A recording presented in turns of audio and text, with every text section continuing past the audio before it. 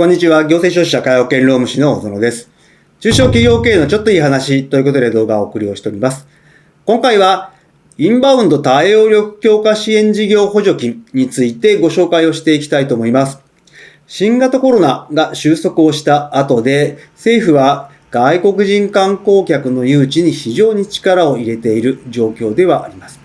また、最近の円安傾向を受けて、それに拍車をかけるように、ハイペースで外国人観光客の入国者数というのが増えているといった状況になっています。一方でですね、国内においては物価高、人手不足といった状況もあり、国内の企業では倒産というのも非常に増えている状況ではあります。こういった中で増えていくインバウンドの取り込みというのが非常に重要になっている。そしてそのためにはインバウンドの対応力を強化をする必要がある。ということで、このインバウンド対応力強化支援事業補助金というのを活用していただければと思います。今回の概要ですけれど、まずは訪日客数の推移について見ていきたいと思います。そしてその上で今回ご紹介をするインバウンド対応力強化支援事業補助金についてご紹介をしていきますけれど、この申請対象事業者はどのような事業者なのか、また申請の流れについて、そして最後に注意点とまとめという形になります。訪日客数の推移について見ていきたいと思います。2023年から2025年までのグラフになりますけれど、年々訪日客数というのは増えているといった状況で、2024年においては3686万人が日本に来日をしているといった状況。そして2025年1月については単月で過去最高で単月で378万人という状況になっております。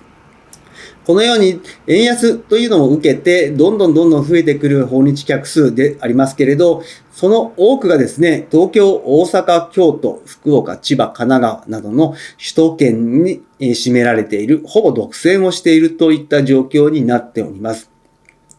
こういった状況の中でですね、政府は2030年の目標として6000万人の訪日客数の目標を立てて実行に向かっているという形ですけれど、この2030年に向けてですね、日本版エスタ、いわゆるオンラインの入国審査というのを導入予定ではありましたけれど、政府が想定するよりも予想以上に増加が多いという形で、これを前倒しで導入するということで、2028年に日本版エスタというのが運用を開始を見込んでいるといった状況になっております。こういった中でですね、外国人が来店するケース非常に多いかと思います。その中で外国人対応、インバウンド対応ができていないとなかなか難しいといった状況で、東京都はですね、インバウンド対応力強化支援事業補助金というのを行っております。こちらはどういったものなのかと言いますと、東京都内の宿泊施設、飲食店、免税店、体験型コンテンツ提供施設等の外国人旅行者のニーズに対応した利便性、快適性の向上を目的に実施する新たな取り組みを支援をするものとなっております。では、どういった取り組みが対象になるのかということで、全部で11項目挙げられております。まずは、1、多言語対応。2、外国人向けのグルメサイトへの登録と掲載。3、インバウンド対応にかかる人材育成。4、公共無線 LAN の設置。5、キャッシュレスについての取り組み。6、ロッカーやセルフクロークなどの手荷物預かり設備の導入。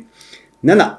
トイレの多機能化ですね。そして8、ムスリムまたベジタリアン等への受け入れ対応。9、災害時における外国人旅行客の受け入れ対応、防災マップの作成などになりますけれど、10、防犯カメラの設置と、最後にそれらに関わるコンサルティングということで、全部で11項目が挙げられております。これらの取り組みにつきましては、補助率は2分の1が原則になっておりますけれど、丸1の多言語対応、施設の利用案内ですとか、マナー啓発、ホームページの多言語化、そういった部分に関しましては補助率が3分の2に引き上げになっております。そして、補助限度額につきましては、原則300万円ですけれど、団体ですとかグループ申請の場合は、少し増額をされております。ただしですね、10番目の防犯カメラの設置につきましては、単体で予算が上限90万円で15カ所以内という形になっておりまして、これらの取り組みに対して補助がされるという状況になっております。ではですね、申請対象事業者はどのような事業者なのかということで、全部で7つ挙げられております。1番目は宿泊施設になりますけれど、こちら民泊は不可となっております。そして2番目が飲食店、3番目が免税店、4番目が体験型コンテンツ提供施設等ということで、こちらはですね、華道ですとか、人力車、藍染めなどについては OK ですけれど、単なる鑑賞ですとか観劇、またリラクゼーションに関しては対象外となっているので注意をしてください。その他ですね、観光バスの事業者ですとか、観光タクシーの事業者についても申請対象事業者となっておりますが、ただしですね、2番目の飲食店、3番目の免税店、4番目の体験型コンテンツ提供施設につきましては、さらに中小企業としての要件を満たす必要があるということになっておりまして、飲食店と免税店につきましては、資本金及び従業員数が5000万円以下、または50人以下となっておりまして、体験型コンテンツ提供施設につきましては、資本金が5000万円以下、または従業員数が100名以下であるという要件がありますので注意が必要です。その他ですね、現時点で事業を行っていなくても開業予定者であっても補助対象事業者となりますので、申請が可能です。また、宿泊ですとか、飲食店、経営をしているかもしれませんけれど、風営の事業者につきましては原則申請対象外となるので注意が必要です。では、こういった中でどのような流れで申請をしていくのかですけれど、少し小さいんですけれど、まずはですね、申請においては、申請は郵送、もしくは J グランツで行っていただくという形になります。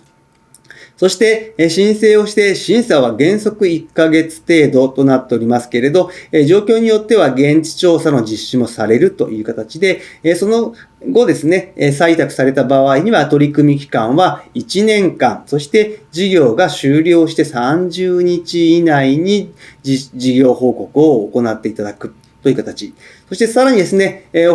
他の補助金でも同様ですけれど、その1年後にまたさらに報告書の提出が必要となっておりますので、忘れずに提出をしてください。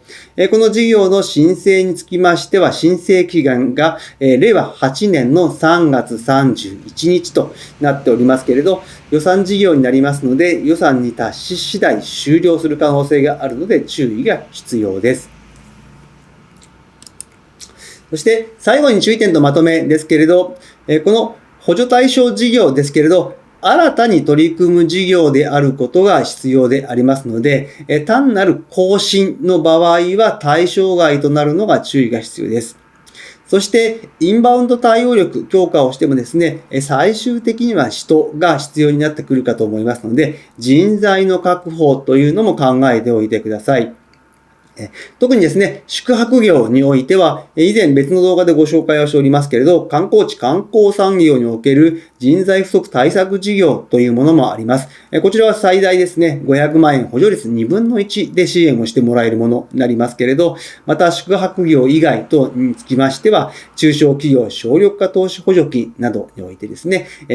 人材に代わる部分の投資といったところも必要になってくるかと思いますので、セットで、省力化、省人化、そして人材の確保といったところも努めてほしいと思います。今後ですね、単純計算でいきますと、訪日客数というのは 1.6 倍になる見込みとなっております。インバウンドへのインフラの整備とともに人材の対応力というのも高めていってほしいと思います。人材につきましてはですね、今議論が進んでおりますけれど、育成就労制度といったところもありますので、外国人雇用というのも検討しては良いのかなと思っております。今日の内容が明日からの経営にちょっとだけ役に立つことを願っております。ご視聴ありがとうございました。それではまた次回。